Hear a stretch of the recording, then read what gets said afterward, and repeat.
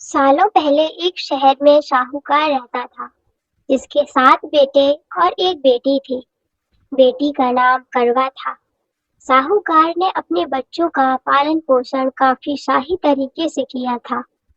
सभी भाई अपनी इकलौती बहन को बहुत मानते और उस पर अपनी जान छिड़कते थे। उन्होंने उसकी शादी एक अमीर साहूकार के साथ एकदम शाही तरीके से की। एक दिन करवा ससुराल से अपने मायके आई। सभी भाइयों ने उसका जोरदार स्वागत किया। उन्होंने पहले अपनी बहन को खाना खिलाया और फिर खुद खाया, जिसके बाद सभी एक साथ बैठकर बचपन की यादें साझा करने लगे। इस तरह कुछ दिन बीतते चले गए। एक दिन शाम को जब करवा के सातों भाई अपने काम से घर लौटे तो उन्होंने देखा कि उनकी बहन काफी उदास होकर बाहर बैठी थी। अपनी बहन करवा को उदास देखकर सभी भाई चिंतित हो गए। वो तुरंत उसके पास गए और उदासी का कारण पूछने लगे। इस पर करवा ने बताया कि उसने अपने पति के लिए करवा चौथ का उपवास रखा है और चांद के इंतजार में सुबह से ही भूखी प्यासी है। जैसे ही चांद निकलेगा वह उसे देखकर अपना उपवास तोड़ेगी। यह सुनकर भाइयों का भी मन उदास हो गया। वो सभी करवा के इस कष्ट को नहीं देख पाए, खासकर उसका सबसे छोटा भाई, जिसे करवा से सबसे अधिक स्नेह था। बहनों को भूखा प्यासा देखकर सभी भाई कुछ ऐसा उपाय सोचने लगे जिससे वो अपनी बहन का कष्ट दूर कर सके। तभी उन्हें एक तरकीब सूझी। सभी भाई तुरंत एक पीपल के बड़े से पेड़ के पास पहुंचे। उसमें से सबसे छोटा भाई एक जलता हुआ दीपक लेकर उस पेड़ पर चढ़ गया और उसे एक छन्नी में रखकर वहीं छोड़ दिया। उसके बाद पूरे गांव में हल्ला हो गया कि चांद निकल आया। करवा भी उस जलते दीपक को चांद समझ बैठी और जल्दी से पूजा पूरी कर अपना उपवास खत्म करने के लिए बैठ गई। जैसे ही उसने खाने का पहला निवाला उठाया, उसकी नजर भोजन में पड़े बाल पर पड़ी। उसने तुरंत उस निवाले को अपने प्लेट से निकाल कर दूसरी तरफ रख दिया। इसके बाद उसने दूसरा निवाला अपने मुंह में डाला। तभी उसके दांतों में एक कंकड़ आ गया। उसने झटपट उस निवाले को भी प्लेट से हटा दिया। उसके बाद उसने तीसरा निवाला अपने मुंह में रखा कि तभी उससे एक बुरी खबर मिली।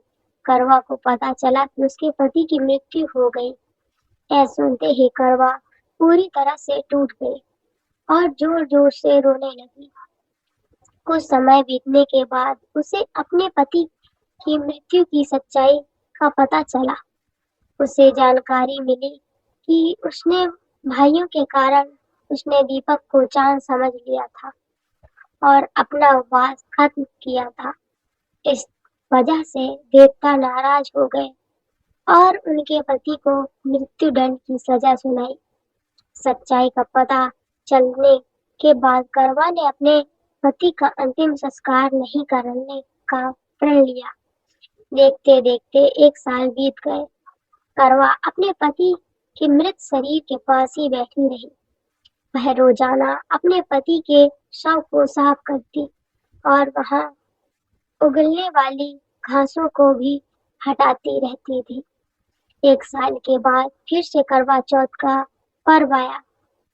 हमेशा की तरह सभी महिलाएं इस व्रत को करने के लिए एक साथ जुटी। इसमें उसकी सातों भाभी भी थी। शाम के समय पूजा समाप्त करने के बाद जब करवा की सभी भाभी उसके पास पहुंची तो उन्होंने करवा को आशीर्वाद मांगने को कहा। इस पर करवा ने सभी से एक एक करके अपने पति को जीवित करने का वरदान मांगा। करवा की यह मांग उसकी भाभी पूरी नहीं कर सकती थी। उन्होंने करवा को समझाया भी, लेकिन वह नहीं मानी। फिर उसकी एक भाभी ने बताया कि उसके छोटे भाई की वजह से ही ऐसा हुआ है, तो उसकी छोटी भाभी ही इस स्थिति को ठीक कर सकती है। यह सुनकर करवा अपनी छोटी भाभी के पास गई और उसके पैर पकड़कर अपने पति को जीवित करने का आशीर्वाद मांगने लगी।